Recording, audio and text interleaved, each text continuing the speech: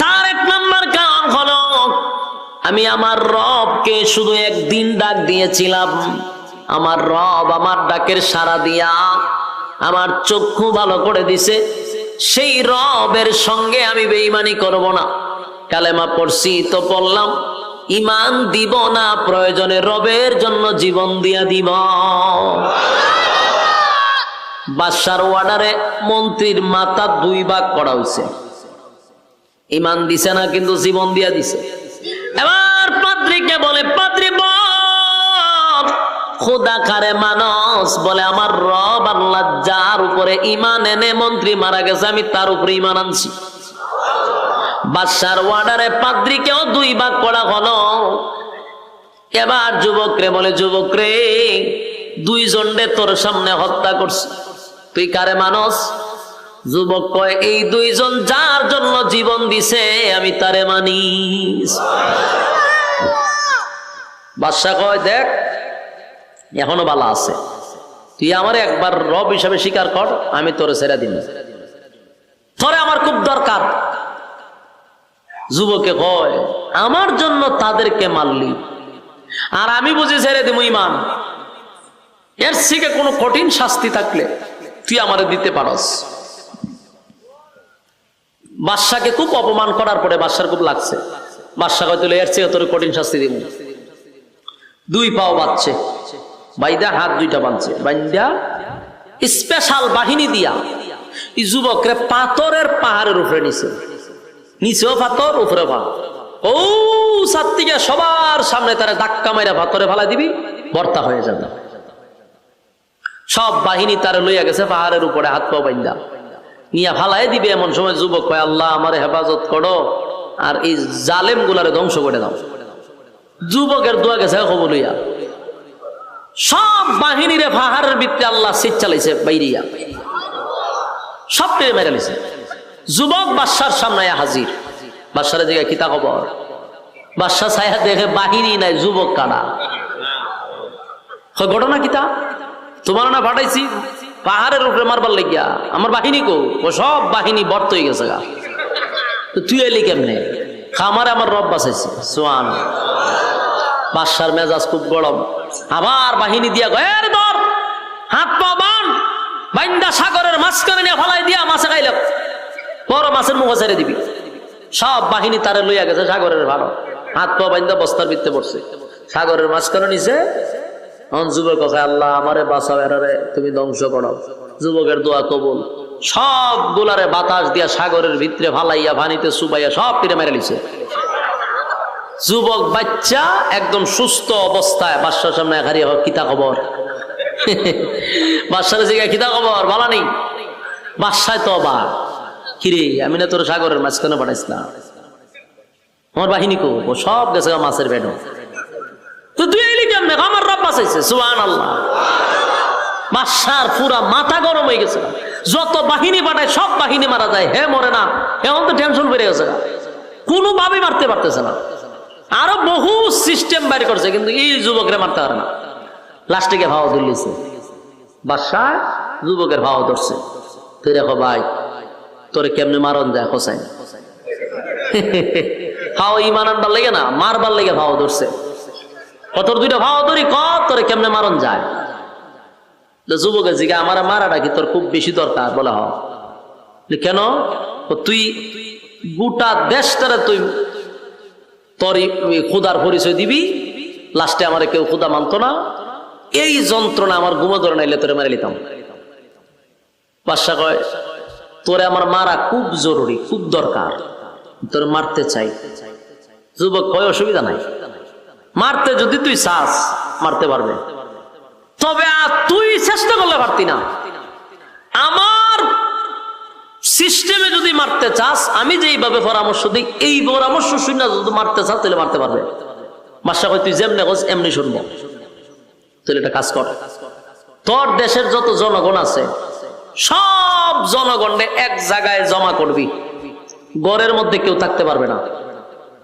মনে করেন একটা কথা বলে, বাংলাদেশের প্রধানমন্ত্রী শেখ হাসিনা যদি বলে যে বাংলাদেশের সব মানুষ তোমরা যারা যেখানে আছো আগামীকালকে ঢাকায় আসবা, কেউ ঘরে থাকতো না। পত্রিকায়, টিভিতে, সোশ্যাল মিডিয়াতে সব জায়গায় নিউজ হইতেছে, গ্রামে গ্রামে মনে করেন মাইকিং হয়েছে, মসজিদও মাইকিং হয়, সবাই বলতেছে আগামী এত তারিখে সবাই ঢাকা যাইতে হবে, কেউ ঘরে থাকতে পারবো না। এত কিছু হওয়ার পরেও আপনারা কি ধারণা সবাই ঢাকা যাইব? আচ্ছা বলছেন, আমি তো কথা বলতে, আপনারা বুঝুননি কথা। তুই বুঝলে কি তা হন, হ্যাঁ অথবা না তো কোন দরকার। আপনারা দি গুরুস্থানের মতো নিরাই গেছেন গা। হ্যাঁ সব যাইব নি, মানুষ কবে খাই আর খাম না। তুমি কইছ আর আমরা যাওয়ান গা লাগবো, মানুষের খাম খাজ আছে না। কেউ কয়েকজন যাইতে পারে, কেনা যাইব যারা তেল মারুন এরা যাইব, ঠিক না?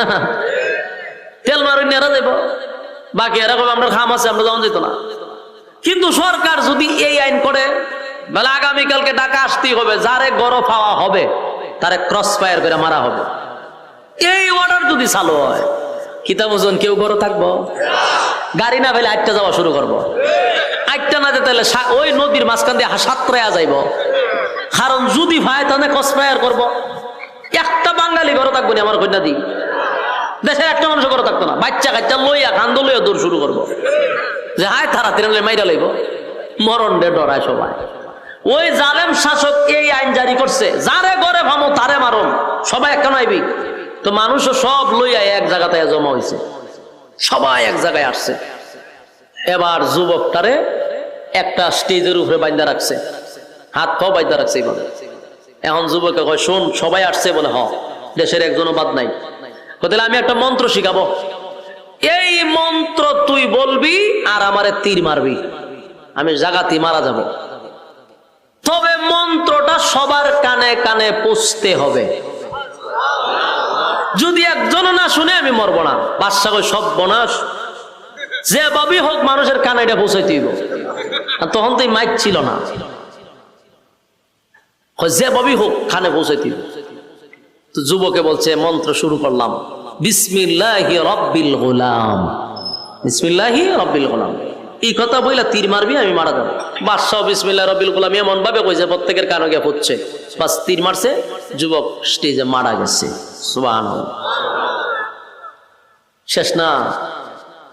শেষ।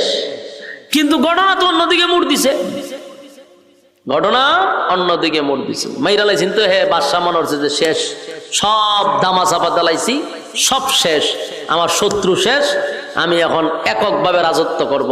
এটাই তো বাদশাহ চাইছিল। কিন্তু এই আশা বাদশার পূরণ হয়েছে না। মায়েরা সারছে, দেশের জনগণ হয় ঘটনা কিতা? বাদশাহ যে খুদা দাবি করে, এই খুদায়ে একটা যুবকরে মারতে পারলো না, কত চেষ্টা করলো। পানিতে ফালাইলো মরল না, পাহাড়ের উপরে নিল মরল না, শুলিতে ঝুলাইলো মরল না, পাথর মারলো মরল না, কত চেষ্টা করলো, যুবক রে মারতে পারলো না। কিন্তু যুবকে মুখ দিয়ে একটা শব্দ বলার সাথে সাথে মারা গেল।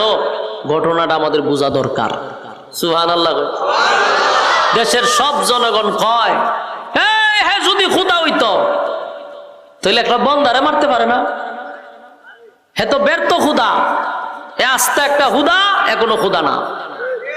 যুবক মরার সময় আমাদেরকে একটা মেসেজ দিয়া গেছে, বিসমিল্লাহি রাব্বিল গোলাম। সেই রবের পরিচয় দিয়া গেছে, যেই রবের নাম নিয়ে সে দুনিয়ার থেকে বিদায় হইছে, যেই রবের নাম নিয়ে সে বারবার বেঁচে গেছে, যেই রবের নাম দিয়ে আমাদের চক্ষু ভালো করে দিয়েছে, যেই রবের নাম নিয়ে সে কুষ্ঠরোগ ভালো করে দিয়েছে, সেই রবের মেসেজ আমরা দিয়া গেছে। উপস্থিত 20,000 মানুষ কালেমা পড়ে ঈমান আনছে। একটা জবান বন্ধ রাখবেন, আল্লাহু আকবার। আর জোরে বলেন আল্লাহু আকবার, আর জোরে বলেন আল্লাহু আকবার। 20,000 মানুষ কালেমা পড়ে ঈমান আনছে। মারছে কয়জন? এই অতকান বুঝি তুইও আজনছে, একজন মারছে। তুই একজন কইলেন কে রে? হারা রাত বলে ইউসুফ আর জুলেখার ওয়াজ করছে। সহালে হুজুর রেগে জিগে, হুজুর জুলেখা বেটা না বেটি? আপনারা তুই ওয়াজ শুনতেছেন। মারলো কয়জন? 3 জন মারছে, একজন না। 3 জন মারার পরে কালেমা পড়লো কয়জন? 3 জনে কোন অপরাধে মারছিল? কালেমা পড়ার অপরাধে মারছিল। যেই অপরাধে 3 জনে মারলো, এই অপরাধে আবার দেখা যায় 20,000 মানুষ কালেমা পড়ছে। অহন বাদশার মাথাটা কেমন হিট হইছে কিতা বুঝো, সেখানে বেচারা 3 জনকে সহ্য করতে পারছে না, আর এখন পুরা দেশের সব জনগণ কালেমা পড়ে লিছে। এই বাদশার অবস্থা এখন কি হবে? কিন্তু আবারও বলছি, বাদশা হলো জালেম বাদশা। বাদশা হলো এই জালেম বাদশা, তো নামই জালেম বাদশা। 20,000 মানুষ কালেমা পড়ছে, এটা সে বরদাস্ত করতে পারে না, এটা সহ্য করতে পারতেছে না, কোনোভাবেই মেনে নিতে পারতেছে না। এবার সে সিদ্ধান্ত নিছে 20,000 মানুষকে মেনে নেব। চিন্তা করেন এর কি পরিমাণ কুত্তায় কামড়াইছে, হ্যাঁ ভাগলা কুত্তায় কামড়াইছে না? 20,000 মানে কি দেশের সব জনগণ নিয়ে মেরে নিব। কিসের অপরাধে? এক আল্লাহ মানার অপরাধে হে এখন দেশের জনগণই মেরে নিব, মানে জনগণ মাইরা একলা রাজত্ব করবো খালি মাটাও। কি পরিমাণ ভাগ হলিলিরম কাজ করতে পারে? সে কত বড় জালেম শাসক, দেশের জনগণ সব মেনে নিত, সিদ্ধান্ত নিছে। বাহিনীদেরকে বললো এক কাজ কর, সবটিরে মেরলাম আমি।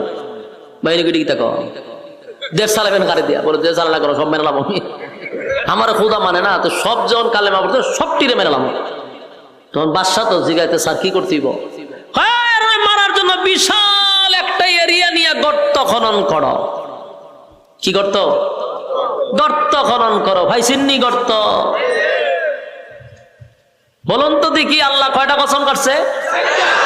4টা কসম কইরা কার উপর অভিশাপ দিছে? গর্ত খননকারীর উপরে আল্লাহর অভিশাপ।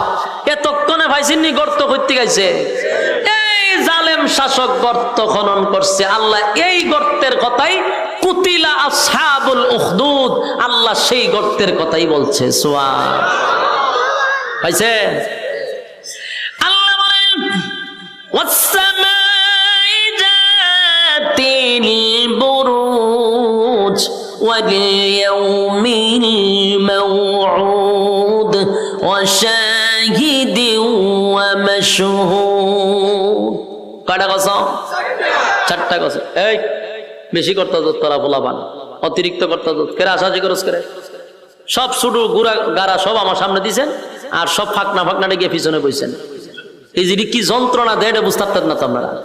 এখানে বইয়া হাসে খেলে কথাবার্তা কয়, সব সহ্য করুন লাগতেছে। আমার কিতা করবেন, মুসাফির মানুষ, সহ্য করার ছাড়া কোনো উপায় নেই। হ্যাঁ আর চিল্লে একটু সময় লড়িস না, যন্ত্রণা দিতে যে ওয়াজের প্রথম দিকই লড়িস না, ওয়াজটা শেষ করতে দে আমার আল্লাহর হস্তে। গর্ত পাইছেন নি আপনারা? আল্লাহ বলেন কুতিলা আসহাবুল উখদুদ, আল্লাহ বলেন গর্ত খননকারীর উপর আমি আল্লাহর অভিশাপ। গর্ত খননকারীর উপরে আমি আল্লাহর অভিশাপ। গর্ত খননকারীর উপরে আমি আল্লাহর অভিশাপ। এই হলো সেই গর্ত। বাদশা গর্ত খনন করছে গোটা দেশের সব জনগণ মারার জন্য।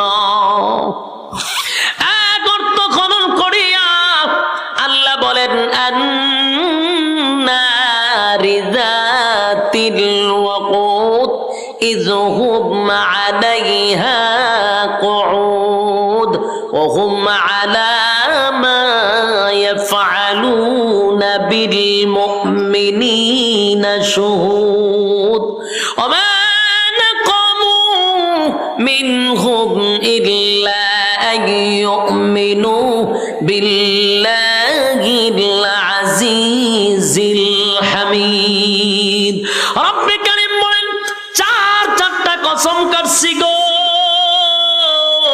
জালেম বাদশার। আল্লাহ বলেন গর্ত খননকারীর উপর আমি আল্লাহর অভিশাপ। জালেম শাসকের উপর অভিশাপ, গর্ত যে খনন করছে তার উপর অভিশাপ। আন্নারি যাতিল ওয়াকুদ, দাউ দাউ করে আগুন জ্বলছিল। ইযহুম আলাইহা কুউদ, তারা সব দেখছিল। ওহুম আলা মা ইয়াফআলুনা বিল মুমিনিনা শুহুদ, মুমিনদের সাথে যা কিছু ঘটেছিল সব তারা দেখেছিল। দাউ দাউ করে কিসের আগুন, কি দেখেছিল, কি হয়েছিল, সবগুলা বিস্তারিত পাবেন। আল্লাহ বলেন এই জালেম শাসক তখন বিশাল একটা গর্ত খনন করছে। গর্ত খনন করিয়া গর্তের ভিতরে আগুন ধরায়া দিছে।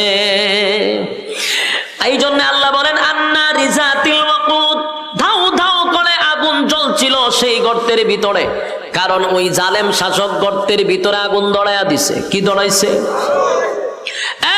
জালেম শাসক গর্তের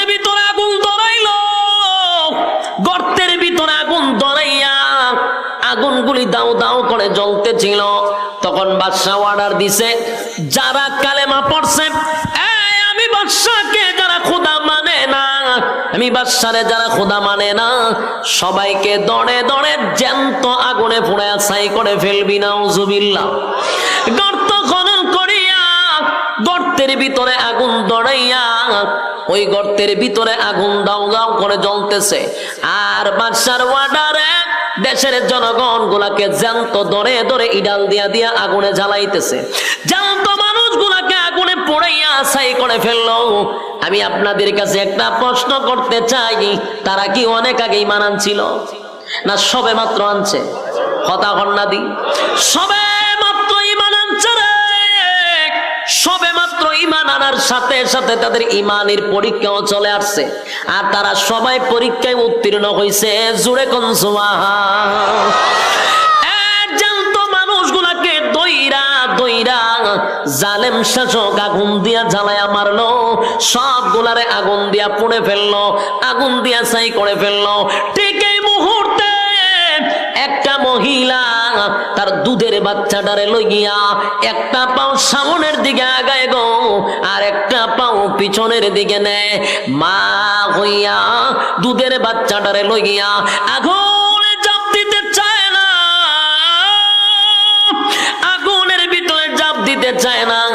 মা তার সন্তানের প্রতি একটা মায়া মহব্বত চলে আসছে, আর চোখের পানি গুলো ছেড়ে দিয়া কান্দে আর বলে, হ্যাঁ মালিক, আমি যদি একা হতাম তাহলে আমার সব মুমিন ভাইদের সঙ্গে আমিও আগুনে ঝাঁপ দিতাম, কিন্তু মালিক আমি তো মা, আমার কলিজায় তো মানে না। আমি আমার দুধের বাচ্চাটারে লইয়া কেমনে গো আগে আমি আগুনে ঝাঁপ দেই? আমি আমার দুধের বাচ্চাটারে লইয়া আগুনে ঝাঁপ দিতে আমার কলিজায় মানে না। মা হইয়া কোনোভাবেই আগুনে ঝাঁপ দিতে চাচ্ছিল না।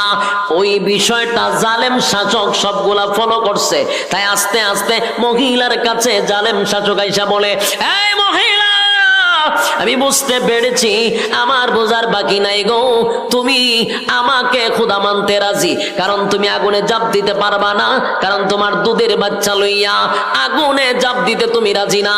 আমাকে একবার প্রভু মানো, আমি তোমাকে আগুনে নিক্ষেপ করব না। এই কথা জালেম শাসক বলতে দেরি আমার আল্লাহ ছোট নাবালক এবং নবজাতক শিশুর জবান দিয়া কথা বাহির করে দিছে। শিশু মার কোলে তাইকা ডাক দিয়া বলে, মা গো,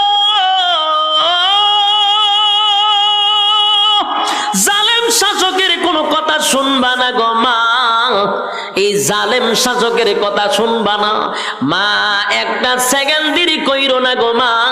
তোমার চোখের সামনে হাজার হাজার নারী পুরুষ মালিকের উপরে ঈমান এনে তাদের ঈমানের পরীক্ষা দিয়া ফার্স্ট হইয়া জান্নাতে চলে গেছে গো মা।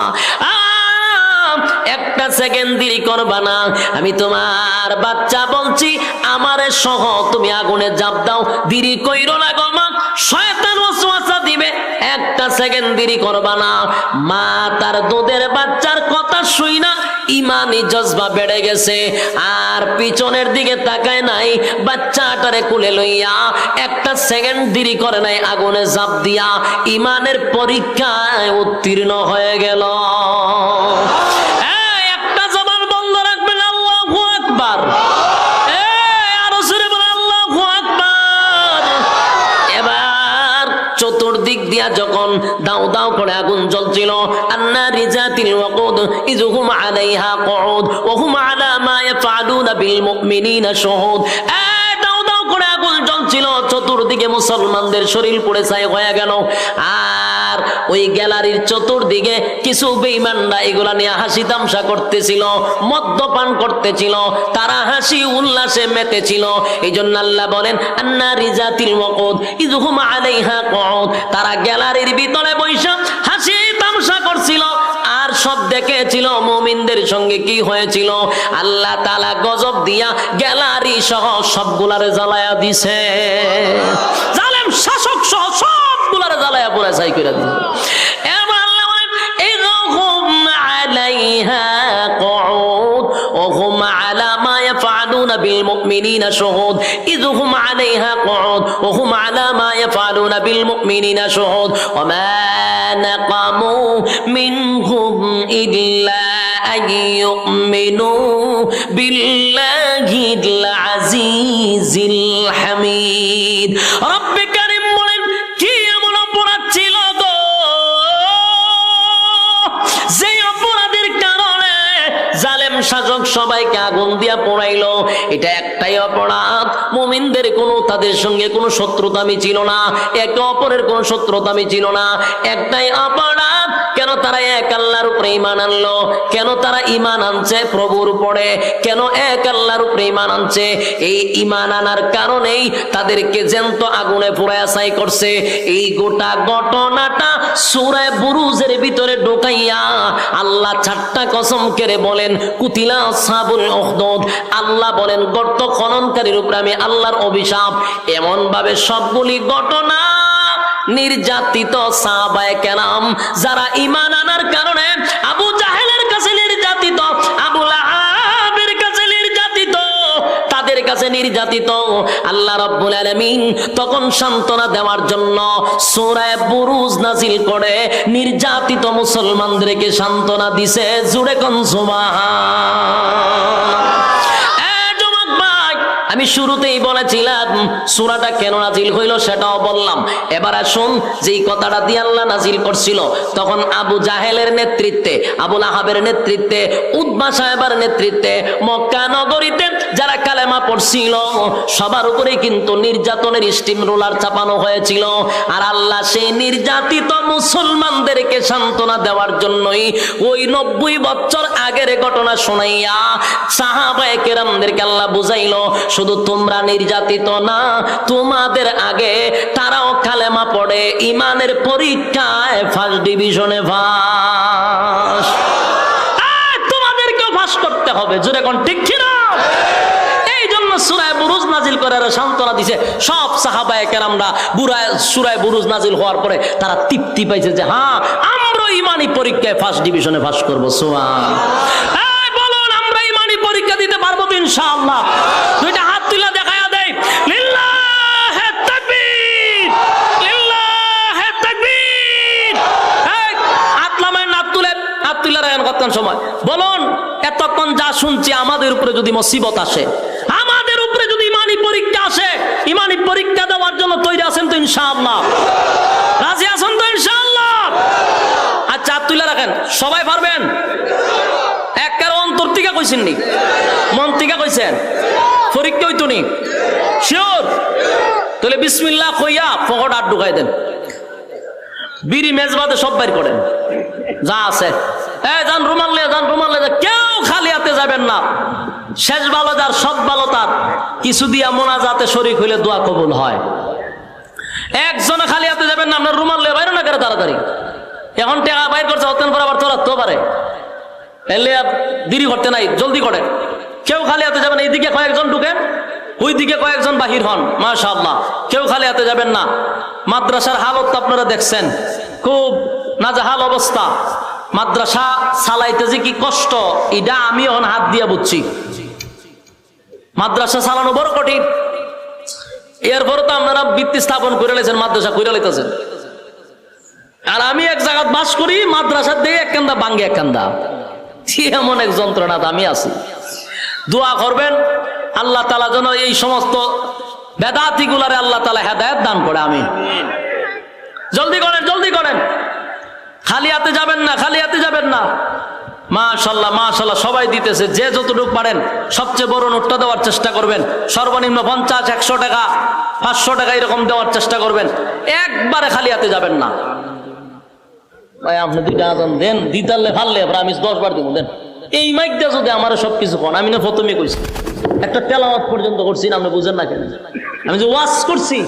এরা 4 ঘন্টা ওয়াজ করতেলাম বলে অন্য মাইক দিয়া এখানে আপনি একটু আওয়াজ করে দেখেন না এই জন্য প্রথমে বলছি আমার দাওয়াত দেওয়ার আগে আপনারা যে চাহিদা ওই চাহিদার জন্য আরো ডিজিটাল সাউন্ড দরকার মাটি কাঁপতই আওয়াজে এই আওয়াজ দাতে ওয়াজ করছে এতে মাটি খাটার মতো কষ্ট হয়েছে জান বেরিয়ে গেছে আমার মাইক ভালোই কিন্তু বিষয়টা হইল সেটিং বুঝতে হবে সেটিং এর সমস্যা আর আমার দাওয়াত দিবার আগে যেগুলা শুনতেছেন আপনারা, আমি তো জানি ওইগুলার জন্য আরো অত্যাধুনিক সাউন্ড নিয়ে আসবেন, তাহলে আপনারা যেটা চান আমি শুনলাম, অসুবিধা কি?